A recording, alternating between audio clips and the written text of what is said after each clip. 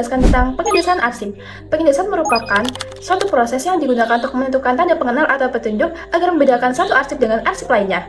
Tanda pengenal ini disebut dengan indeks. Dengan adanya indeks, suatu dokumen itu akan memiliki identitas yang jelas sehingga lebih cepat dan tepat ketika ditemukan kembali. Dalam melakukan pengindeksan, terdapat beberapa prinsip yang perlu diperhatikan. Yang pertama adalah konsistensi, yaitu penggunaan aturan yang sama pada seluruh dokumen agar tidak menimbulkan kebingungan saat pencarian. Yang kedua adalah kesederhanaan.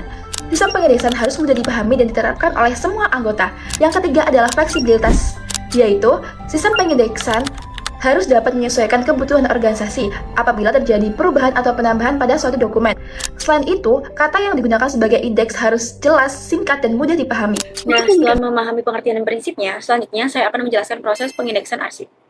Tahap pertama adalah membaca dan memahami isi dokumen. Pada tahap ini, kita perlu mengetahui topik, tujuan, serta informasi penting terdapat dalam arsip. Langkah ini sangat penting karena akan menentukan indeks yang digunakan. Tahap kedua adalah pemberian kode. Kode dapat berupa huruf, angka, maupun kombinasi keduanya. Kode tersebut berfungsi sebagai identitas dan petunjuk lokasi penyimpanan arsip.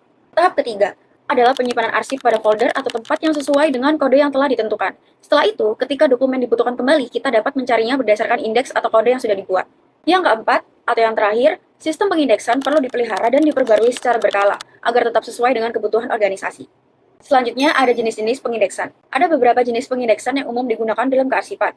Yang pertama adalah pengindeksan alfanumerik, yaitu sistem yang menggunakan kombinasi huruf dan angka, seperti kode KU strip 01 untuk dokumen keuangan. Yang kedua adalah pengindeksan berdasarkan tanggal dan kronologis. Pada sistem ini, dokumen disusun berdasarkan urutan waktu sehingga memudahkan pencarian dokumen pada periode tertentu. Yang ketiga adalah pengindeksan yang berdasarkan kategori atau subjek. Dokumen dikelompokkan sesuai topik pembahasannya, seperti keuangan, kepegawaian, atau humas. Yang keempat adalah pengindeksan berdasarkan nama atau abjad. Sistem ini digunakan untuk pengelompokan arsip berdasarkan nama orang, seperti perusahaan maupun instansi. Baik, selanjutnya saya akan menjelaskan mengenai apa itu tunjuk silang atau cross reference. Tunjuk silang adalah salah satu alat yang digunakan untuk menghubungkan arsip yang memiliki keterkaitan satu sama lain. Dengan adanya tunjuk silang, pengguna dapat menemukan dokumen yang berkaitan meskipun dokumen tersebut disimpan di tempat yang berbeda. Tunjuk silang memiliki fungsi antara lain yang pertama untuk mempermudah pencarian arsip dan yang kedua untuk menghubungkan arsip yang memiliki lebih dari satu topik atau pembahasan. Selain itu, tunjuk silang juga membantu mengurangi risiko informasi penting terlewat dan juga membantu dalam pengelolaan dokumen dalam jumlah besar. Oleh karena itu, tunjuk silang merupakan komponen penting dalam Pahami. Untuk memudahkan pemahaman, mari kita lihat contoh penggunaan tunjuk silang. Misalnya, terdapat dokumen milik Sari mengenai cuti menikah. Dokumen tersebut disimpan dalam kategori kepegawaian karena berkaitan dengan administrasi pegawai. Namun, ketika orang mencari dokumen tersebut berdasarkan nama Sari, tunjuk silang akan memberikan petunjuk bahwa arsip tersebut tersimpan pada kategori kepegawaian. Dengan demikian, dokumen dapat dipertemukan dengan cepat meskipun menggunakan cara pencarian yang berbeda. Selanjutnya adalah hubungan antara indeks dan tunjuk silang. Jika disimpulkan, indeks dan tunjuk silang memiliki fungsi yang berbeda tapi saling melengkapi. Indeks berfungsi sebagai petunjuk utama yang menunjukkan lokasi penyimpanan arsip.